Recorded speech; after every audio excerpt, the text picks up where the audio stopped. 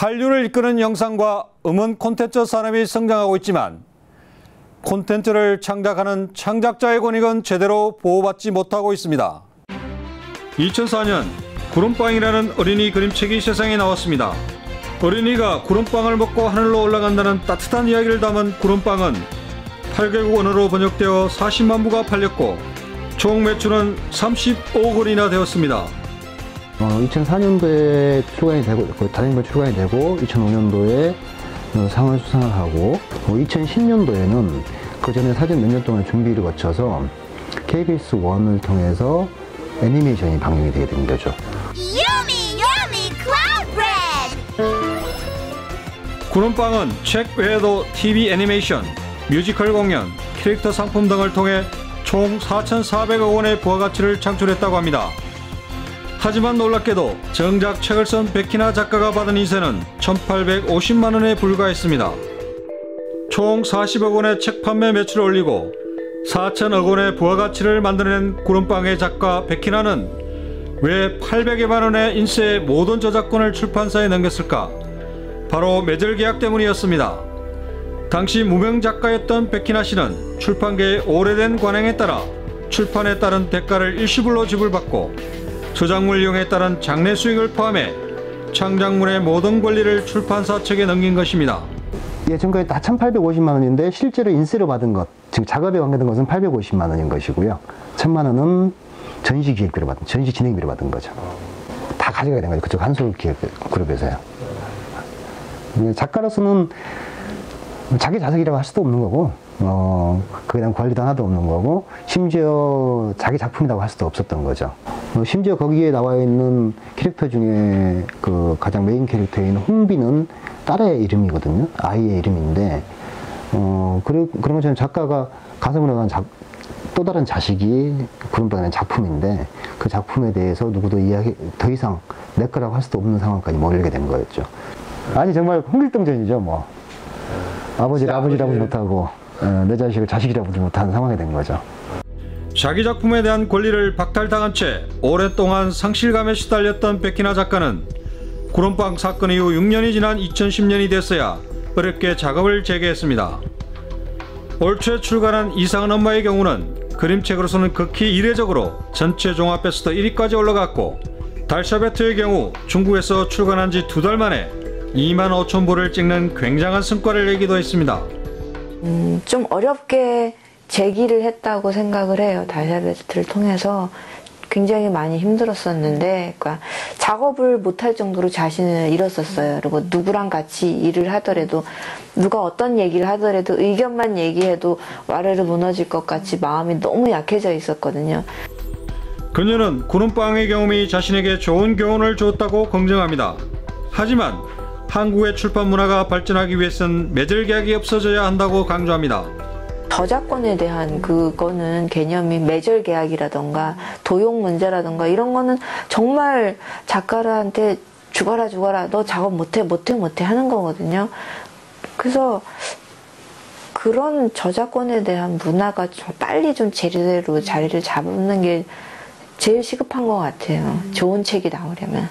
구름빵 사태 이후 정부에서는 제2의 백희나를 방지한다는 취지하에 출판 분야 표준계약서 7종을 마련해 발표했습니다. 개선된 표준계약서는 관행적인 매절 계약을 탈피해 작품에 대한 권리 이전의 범위와 기간을 명확히 정하도록 했고, 출판 계약을 할 때 영화, 방송 등 2차 콘텐츠에 대한 권리가 작가에게 있다는 걸 명시하도록 했습니다. 하지만 이 역시 법적 강제성이 없고 권고에 거치는 것이 가장 큰 한계라고 지적합니다. 표준계약서라고 해도 이랬으면 좋겠다고 하는 것이지, 법적 구속력이나 거기서 계약한 것들의 내용에서 그렇지 않았다고 해서 강제할 수 있는 권한은 없습니다. 그렇다고 한다면 그 불공정 계약이라고 하는 거는 개인이 어떻게 막을 수 있는 일은 아니라고 보거든요. 시나리오 수만 편 가운데 겨우 20편 남짓 만들어지는 한국의 영화 현장에서도 시나리오 아이디어를 도용하거나 작가의 저작권이 무시되는 사례가 종종 발생합니다. 하지만 법 대신 통용되는 영화 현장의 특수한 관행 때문에 저작권 분쟁이 발생한다 해도 제대로 알려지지도 못한 채 묻히는 경우가 많다는 것입니다. 제가 말씀드릴 수 없는 상황이 있긴 한데, 정말 똑같은 시나리오를 가지고 하나는 저예산 영화가 지금 만들어져 있고 하나는 이미 대기업에서 투자된 영화로 만들어진 영화가 있어요. 근데 중요한 건 저예산 독립영화로 지금 제작을 하고 있는 이분은 자기 원안이었고, 원안이 사실은 그 대기업의 투자를 받기 위해서 한번 제안을 했던 건데 그게 어떻게 도용이 될 수도 있다고 생각하고 있는 거예요. 물론 영화의 신문고에서 상담은 했지만 더 이상 진행을 하진 않았어요. 왜냐면 대기업을 상대로 해서 싸운다는 게 너무 힘든 일이니까. 저 사람이 내 시나리오를 도용했어요 라고 하는 거를 표절을 했어요 라고 한 걸 하려면, 쉽게 말하면 지금 법상으로 보면 작가가 모두 그런 부분을 유목조목해서 모두 다 실질적 유사성을 모두 밝혀야 되는데, 그 실질적 유사성을 밝히는 게 과연 쉬울까요? 쉽게 말하면 그게 공짜가 아니거든요. 아니 쉽게 말하면 저작권위원회에서 이게 표절이야 라고 하는 게 있다고 한다면 문체부에서는 그 비용에 대해서는 무상으로 작가들에게 실질 유사성이 있는지에 대해서 저작권위원회가 무상으로 진행해 줄 수도 있다고 생각을 해요. 하지만 그 비용조차도 모두 작가가 부담을 해야 된다는 거예요. 그거 유사성이 있습니다 라고 하는 것으로. 근데 그렇게까지 밝혀내기가 쉽지 않고, 저작권위원회의 그 실질적 유사성을 밝혀주는 것도 비용이 너무 많이 들고, 영세한 작가로서는 꿈도 꿔보지 못하는 내용이 될 수 있죠. 한국의 구름빵 작가 백희나 씨를 언급할 때 늘 비교되는 해외 작가가 있습니다. 바로 해리포터를 쓴 조앤 롤링입니다. 해리포터 시리즈는 전 세계 4억 5천만 부가 판매된 베스트셀러이고, 작가인 조앤 롤링은 등단 5년 만에 인쇄, 영화판권, 상품 로열티를 합쳐 1조 원 넘게 번 갑부가 되었습니다. 저작물이 2차 컨텐츠로 막대한 수입을 올려도 원저자는 정당한 보상을 못 받는 국내 출판계 관행과 극과 극인 것입니다. 결국 한국에도 또 다른 백희나가 나오지 않고 제2의 조앤 롤링이 나올 수 있는 환경을 만들기 위해서는 작가의 저작권을 존중하는 법적 보완이 필요할 것입니다. 특히 2차 컨텐츠가 흥행에 성공할 경우 이에 대한 작가의 수익 배분권을 인정한 독일의 베스트셀러 조항이 그 한 예가 될 수 있을 것입니다. 예전에는 공정조항의 이름을 베스트셀러 조항이라고 했습니다. 베스트셀러 조항은 간단한 겁니다. 저작자가 저작물 이용자와 저작물 이용 허락 계약을 체결했는데 저작물 이용자가 베스트셀러가 된 겁니다. 그야말로 대박을 터뜨렸으니까는 벌어들인 수익이 엄청나겠죠. 그래서 제가 받았던 대가와 이 벌어들인 수익이 중대한 불균형 관계에 이르렀을 경우에, 불균형 관계가 중대하다고 인정됐을 경우에는 그때는 계약 조건을 변경을 요구를 할 수 있는 겁니다. 그러면 중대한 불균형 관계가 어떤 경우냐? 이 판례를 봤더니 지금은 2분의 1만 받아도 계약 조건 변경을 요구할 수 있습니다. 판례에서도 실제로 원래 받아야 될 금액이 100인데 50만 받았다. 당장 달라고 할 수 있는 것이죠. 프랑스 같은 경우는 그 저작권 양도를 인정하긴 합니다만 거기는 일시불에 의한 저작권 계약은 인정하지 않습니다. 양도 계약은. 그러니까 비례적으로 우리나라로 말하면 로열티 방식의 저작권 계약을 인정하더라도 그 일시불로 양도받는 계약, 예컨대 아까 말씀하신 구름빵 사건 같은 경우는 원칙적으로 인정을 하지 않습니다.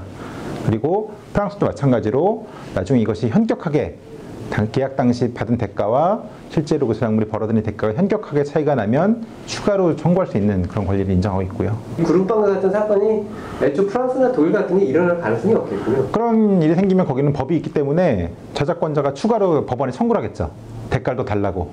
하지만 우리나라는 그런 법이 없기 때문에 저작자가 그걸 청구할 수가 없죠, 기본적으로.